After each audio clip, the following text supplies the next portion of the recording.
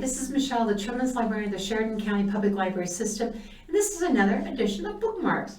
And this is a neat story that I'm pretty sure you're going to read. This is called Nurk, The Strange, Surprising Adventures of a Somewhat Brave Shrew by Ursula Vernon. Now you look at the cover, it's a shrew in a snail shell with a sail.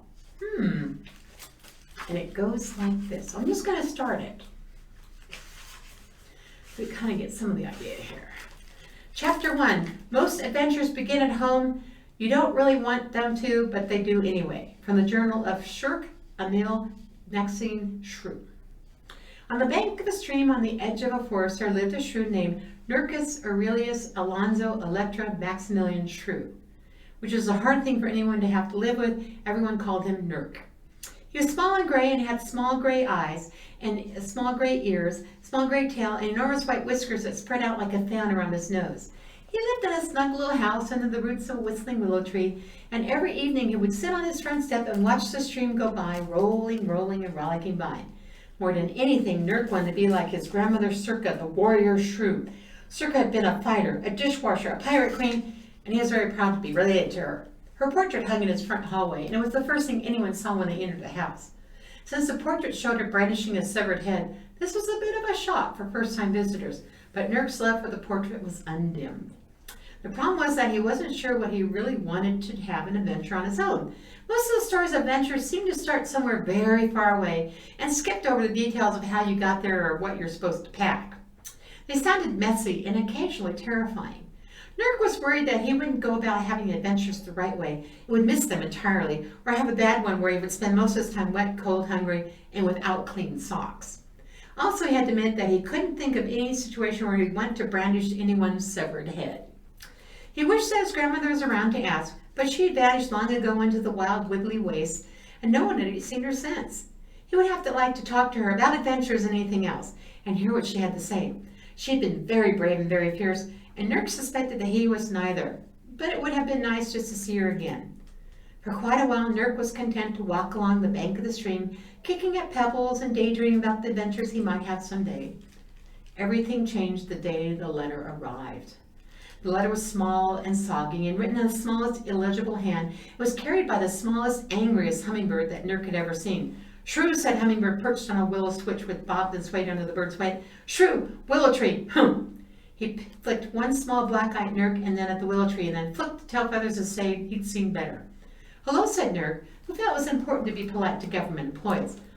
Said the hummingbird, dipped his long bill into the small sack mail at his west, pulled a letter. You Nurk. Got a letter for, Hummingbird scored at the address. Shrew, care of the Whistling Willow, upstream. He frowned out at the little shrew. Since hummingbirds are mostly beaked, the frown appeared to take up most of his body. "That you?" "It might be," Nurk twisted his tail in his paw. "I'm a shrew, and this is the Whistling Willow. My name is Nurk, so it's misspelled it."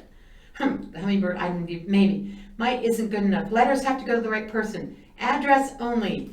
How do you know you're "Well, I'm Nurk, and I'm a shrew, and this is the Whistling Willow." "So you say." Hummingbird waved the letter at him. "How do I know you're a shrew? You got any identification?" Nurk glanced down at himself, baffled. No one had ever questioned whether he was a shrew before. It was generally considered self-evident. What else could I be?" Hummingbird drummed tiny claws on the willow wig. "Well, you might be a mouse pretending to be a shrew, or a very cunning earthworm. Very important letter here. People might try to steal it." "But I didn't even know I had a letter coming," said Shrew, wondering exactly what cunning earthworm would have to be successfully impersonate a shrew. What?" Nurk was beginning to wonder if the letter's worth it. He rarely got mail, except for a birthday card from his great aunt. His birthday was months off. Still, he'd hate to miss a letter, and who else could it be for? The hummingbird apparently wasn't sure. "You're awfully small for a shrew." Nurk thought this was a little insulting, coming from a bird smaller than he decided to let it pass. "Are your parents home?" "My parents are dead," said Nurk. The hummingbird coughed, and a bit of skin at the edge of his beak flushed. "Didn't know. Sorry for your loss," he muttered rapidly. "It's okay, Nurk. It'd been several seasons since his parents were eaten by an owl, and he was beginning to have to blink back tears when he thought about it. But can I please have my letter?" Hummingbird glared at himself. "Do you swear you're Actually, yes, I swear." Nurk had no desire to go around the conversation another time. "Okay," the hummingbird held out the letter. Nurk reached up, standing on his tips of his pink toes, but the hummingbird held it out of reach. Now you realize, the bird said gruffly, that if you are Irk and you open a letter intended for someone else, you're committing theft and mail fraud and misrepresentation and swindling a public employee and using a false name, maybe even treason. Goodness, said Nurk, who hadn't realized that all. Right then, Hummingbird dropped the letter into Nurk's paws, buzzed into the air. He hung suspended over the shrew's head, wings around. Enjoy your letter, Mr. Nurk, the shrew began, but the hummingbird had already flitted away, the afternoon light flickering on his jewel-toned feathers. Nurk sighed and turned his attention back to the letter. The name on the envelope was badly smudged, as if it had gotten soaked in the rain. The only part that was clear and legible did indeed say Irk.